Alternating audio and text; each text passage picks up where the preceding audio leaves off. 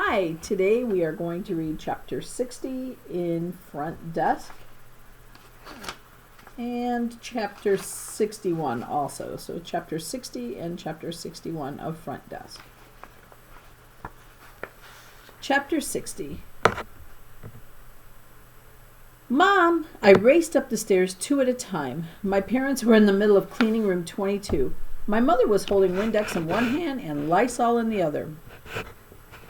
Mom, Dad, guess what? I won a writing contest at school, I exclaimed. Are you serious? My mom asked. When did this happen? Today, I said, handing her my coupon to Pizza Hut. My dad beamed. He put the vacuum cleaner down, took me into his arms, and spun me around. What'd I tell you? You win some and you lose some, he exclaimed. I grinned. Lupe's coming over, I said to my mom. Will you take us to Pizza Hut?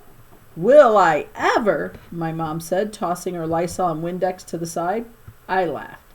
Ever since I could remember, my mom had been asking my dad to take her out to eat, but of course we could never afford it. And now we could finally go. We didn't even need to carry a fake shopping bag. The pizza at Pizza Hut was bubbling hot. My mouth watered before I even tasted it, just from the smell wafting toward us from the kitchen.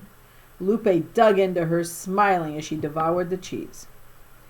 This is so good, Lupe said. I put a slice onto my mom's plate. She took a bite and purred. It was almost enough just watching the two of them. I was so happy. I looked around the room, thinking of all the times I'd walked by this place, peering through the windows, wondering what it was like to sit in one of these booths. Mia, you gotta taste this, my mom pointed to my slice. I took a bite and felt the soft dough melt in my mouth. I'd had pizza before at school, but not like this. I closed my eyes, savoring every morsel of cheese and pepperoni. It was heavenly. My mother looked at me and said, I'm so proud of you. Not bad for a bicycle, right? I asked with a grin. Couldn't resist. My mom put the pizza down and turned to me. You're not a bicycle, she said. The truth is, I'm a bicycle. Mom, you're not. Yes, I am. You see how my English is? My English is terrible. I thought about the stupid woman who made fun of my mom's pronunciation. So you say eggplant. Eggplant. Who cares? My mom shook her head. It's not only that. It's everything. She looked down at the ground and then back at me. Math I could help you with, but Mia, I cannot help you with English. I finally understood why my mother had been saying all these things, why she had been saying all these things. She didn't want to hurt me. She wanted to help me, and she couldn't with the English. That's why she was constantly pushing me to do math. I wanted to say to her, Mom, have faith in me. I can do it on my own. I figured the front desk out on my own, didn't I? Don't worry, Mom, I said to her. You don't have to always help me. I can do it. My mom didn't say anything for a long time. Then she smiled. Clearly you can, she said. That afternoon, as we inhaled slice after slice of deliciousness, my mom asked Lupe about her family in Mexico.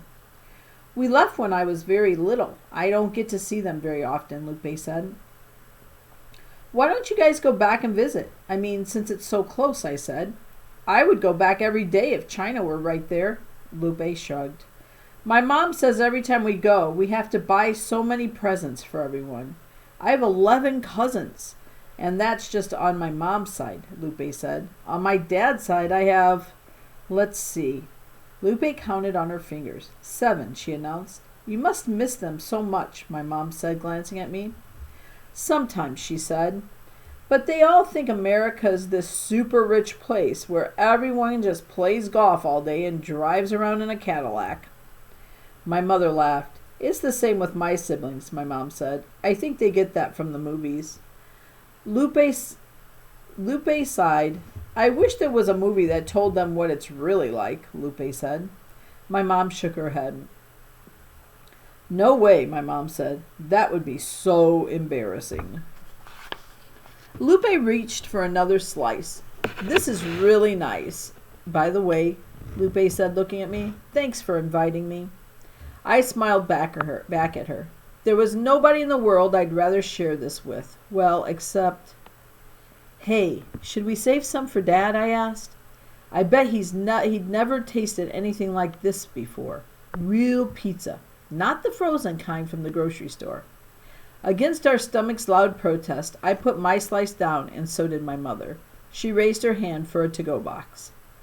Back in the motel, we found my dad in the kitchen making himself some rice with cabbage. Forget the cabbage, my mom said with a smile as she handed him the pizza box. Look at what your daughter brought you. My dad huffed and puffed about how we didn't have to do that, but I could tell he was secretly glad we did. As he bit into the pizza, he closed his eyes and moaned. Chapter 61. The kind people at Pizza Hut let me keep my coupon as a souvenir. Carefully, I taped it up next to the front desk so I could look at it every day while I worked. I wished I could tell my cousin Shen about it. The whole time Lupe was talking about her cousin in Mexico, I was thinking about Shen. There was this restaurant that Shen and I would always walk by on our way to school. It was a fancy Western restaurant, the only one in town, and naturally, it was way too expensive. Every time we walked by it, Shen and I would talk about what it'd be like to one day go in there when we grew up and order whatever we want. If Shen knew that today I'd gone to Pizza Hut and for free too, he'd be so proud of me. I smiled at the thought. I pulled out a piece of paper and started writing him a letter. If my mom didn't want to tell his mom anything about her, fine, but I just had to tell Shen. It'd been a while since I last wrote. The last letter was before we started working for Mr. Yao. I wrote quickly, scribbling away about Lupe and Hank and Mr. Yao. I wrote about the car theft and the crazy security guard and Free and Uncle Zhang. I wrote about school and Jason, who wasn't quite so bad anymore, even though he still had my pencil. I told him about the essay contest and how I didn't win, but that Lupe and I were going to figure out another way to get off the roller coaster together. Finally, I told him about Mrs. Douglas and my writing, how it had gone from 12 exclamation marks bad to 4 exclamation marks good. I even drew a picture of the Pizza Hut coupon so he could see for himself. In my neatest handwriting, I copied down all the words on the coupon, including the little expiration date at the bottom, so he would know exactly what it would look like. I was nearly done when the mailman came.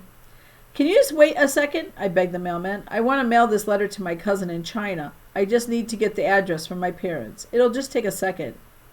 Did you say China? He asked. He poked around in his big sack of letters and produced an envelope. Looks like you just got something from there today. I peered at the letter in his hands. I could not believe my eyes when I saw the addressee. It was from Shen. Thank you so much, I told the mailman. I was so excited I forgot all about mailing my own letter to Shen and tore open his letter to me. The mailman chuckled as he left. It was a very long letter, 5 pages long to be exact. It was extremely detailed, and Shen even separated it into sections. There was a section on school, a section on neighborhood, and a section on our family. Typical him, he was always super organized.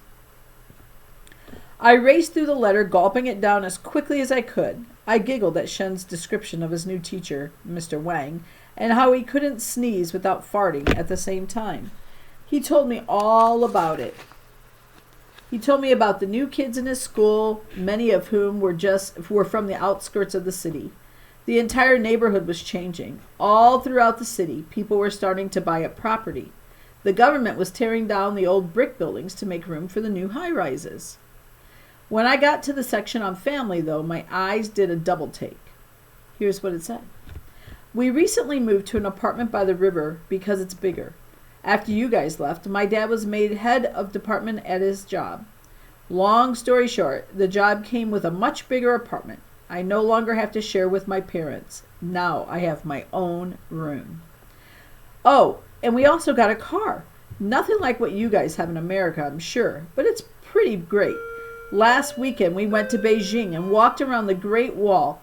We had lunch at a brand new Peking duck restaurant. It was really fancy. Do they have Peking duck in America? Over and over I read the words. New apartment, own room, car. I looked down at my own letter on the table in my handwriting, which a minute ago looked neat and now looked puny. Slowly I reread my words. How I'd gone on and on about the poor roller coaster and my pencil, my excitement of finally going to an American restaurant, how my stomach growled when I made myself put the pizza back so I could save some for my dad. The more I read, the more my fingers stiffened. Suddenly, I didn't feel like sending my letter anymore. With my hands heavy as rocks, I took my letter and Shen's letter and walked over to my closet. I stuffed them both way in the back together with my C- story and the rejection letter from the essay contest. Was it true? Shen was rich now?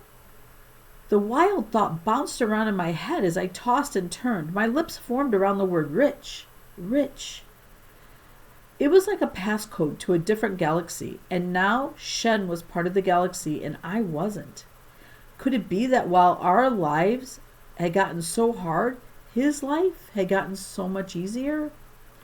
The thought was so painful to bear, I couldn't stand it. I rushed to lick my wounds. Shen may have his own room now, but I was pretty sure he still didn't have a bathroom with a shower. He still had to go to the neighborhood bathhouse, and his dad may have gotten a good job, but they'd still never flown in an airplane and never stayed in a hotel before. With every never, I felt my panic subside. Later, when I could finally breathe again, guilt cut into me like the harsh fluorescent front office lights. How could I feel this way about my own cousin? He was family. If he was doing well, I should be happy for him. I should be proud of him because, after all, if his family was rich now, didn't that mean... I sat up in bed. Mom! And that's the end of chapter 61. We'll have to figure out why she's yelling for Mom in the next chapter.